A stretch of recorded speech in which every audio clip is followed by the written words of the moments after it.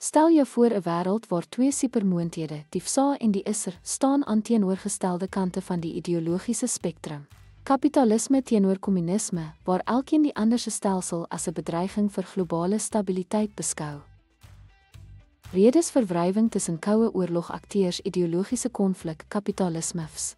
Kommunisme, die Verenigde State en die Sowjetunie het teenoorgestelde politieke en ekonomiese stelsels verteenwoordig. Die FSA het liberale demokrasie en vrymarkkapitalisme bevorder, terwyl die ISR 'n eenparty kommunistiese staat en 'n sentraal beplande ekonomie bepleit het.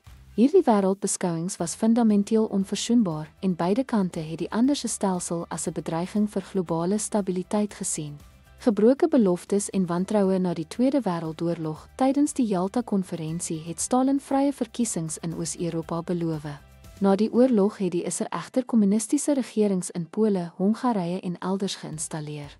Die Weste het dit as verraad en bewys van Sowjet-ekspansionisme beskou. Hierdie optrede het vertroue ondermyn en agterdog oor Sowjet-bedoelings bevestig. Verskillende naoorlogse doelwitte. Die FSA het ten doel gehad om Europa te herbou en globale handel te bevorder deur inisiatiewe soos die Marshallplan. Die Sowjetunie, wat enorme oorlogsverliese gelei het gepoog om 'n buffersone van vriendelike state te skep om toekomstige invalle te voorkom.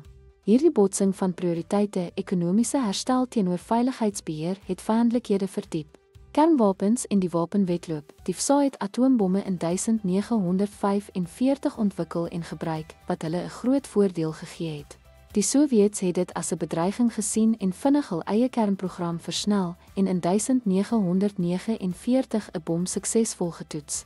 Die gevolglike wapenwetloop het wederwysydse agterdog verhoog en die risiko van elke politieke konflik verhoog. Magsvakuum in Europa en globale invloed, met Duitsland verslaan en voormalige koloniale moondhede verswak, het beide die FSA en die ISR probeer om die globale magsvakuum te vul. Dit het gelei tot kompetisie vir invloed in Europa, Asië en later Afrika en Latyns-Amerika. Elke supermoondheid het probeer om sy eie regeringsmodel te versprei en die ander se uitbreiding te weerstaan. Gebeure wat die verdeling blootgelê het, die Berlynse blokkade en lugbrug, 1948-49, het die Sowjetse bereidwilligheid getoon om druk te gebruik om beheer te handhaaf, terwyl die westerse reaksie hul verbintenis tot die weerstaan van Sowjet-aggressie aangedui het. Hierdie en soortgelyke gebeure het die Oos-Wes verdeling verder verskaans.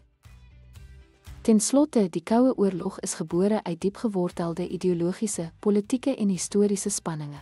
Wantroue, mededingende belange en uiteenlopende visies vir die naoorlogse wêreld het samewerking tussen globale akteurs toenemend moeilik gemaak. Om hierdie konteks te verstaan, help verduidelik waarom vroeë Koue Oorlog verhoudinge gekenmerk is deur vyandigheid en agterdog. Dankie dat u by ons aangesluit het.